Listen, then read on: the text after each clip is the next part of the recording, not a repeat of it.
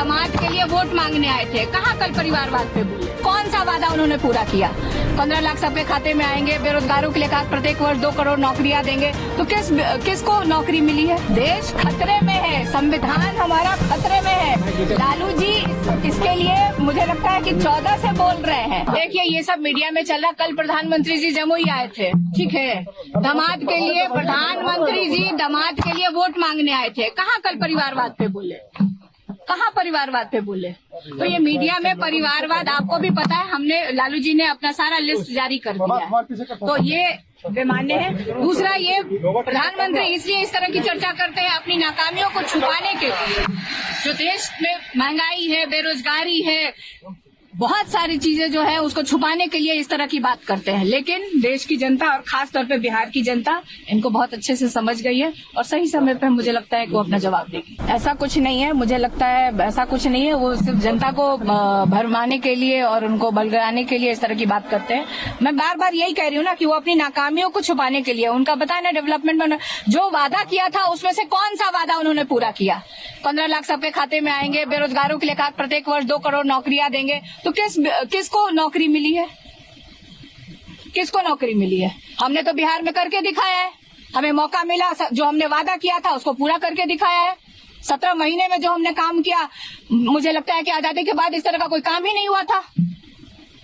जितने नौजवानों को रोजगार मिला, यहाँ पे रोजगार कहने का मतलब सरकारी नौकरी। देखिए लालू जी के ऊपर 90 से सवाल खड़ा करते आए हैं लोग, आगे भी करते रहेंगे, लेकिन जनता हमारे साथ है और हमारा कुछ भी नहीं बिगाड़ पाएंगे।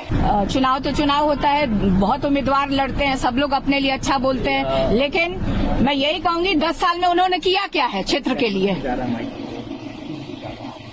क्या किया है? जाते हैं वहाँ पे क्षेत्र में, किया क्या है? एक अपनी उपलब्धि तो गिना दे मुझे क्या गिना दे? जनता पूछ रही है अब उनसे, जाए क्षेत्र में जवाब दे जनता को।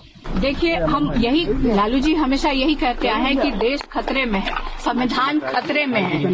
ये कहना कुछ, मतलब इनके कथनी और करनी में बहुत अंतर है। कहते कुछ और है, करते कुछ और है। आप देख लीजिए ना, 10 साल में जो इन लोगों ने वादा किया, 2 बार तो देश की जनता ने इनको मौका दिया। इन्होंने क्या किया है देश के लिए? इन्होंने क्या किया है? हम मतलब डेवलपमेंट के लिए उन्होंने क्या किया है? बेरोजगारों के लिए क्या किया? जो अपना ही वादा किया हुआ इन्होंने पूरा किया है। बेरोजगारों को 2 करोड़ प्रत्येक वर्ष नौकरी दी है। हमें तो मौका मिला, हमने करके दिखाया है। हमने जो वादा किया था उसको करके दिखाया है।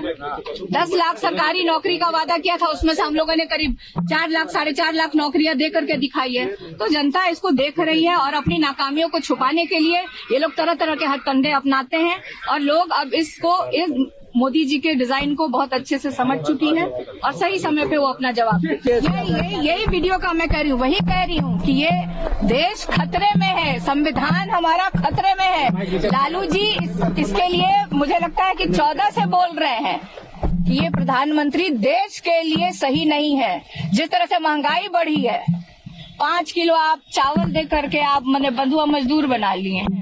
क्या नहीं मिलता था? राशन क्या मतलब पुरानी सरकार जब से देश आजाद हुआ राशन मिलता था। राशन में क्या क्या नहीं मिलता था? चीनी मिलता था, तेल मिलता था, सूजी मिलता था।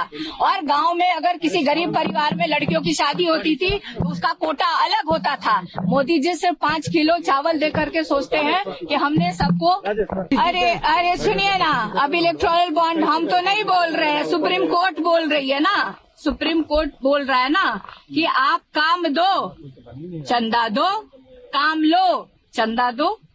तो क्यों नहीं जाहिर हो रहा, क्यों नहीं आ रहा है? बहुत लोग के बच्चे यहाँ पे चुनाव लड़ रहे हैं और उनको कहाँ से सिक्योरिटी मिली है? मैंने भी वो वीडियो देखा है, रोड शो देखा है, लोगों की सभाएं देखी हैं। तो पहले उनकी जानकारी ले लीजिए और फिर आपको अगर कोई प्रॉब्लम हो तो पर्सनली हम आप सबको उसकी डिटेल दे देंगे। उत्तर प्रदेश की हर खबर से अपडेट रहने के लिए श्रेष्ठ यूपी को करें सब्सक्राइब, बेल आइकन दबाएं और देखते रहें श्रेष्ठ यूपी।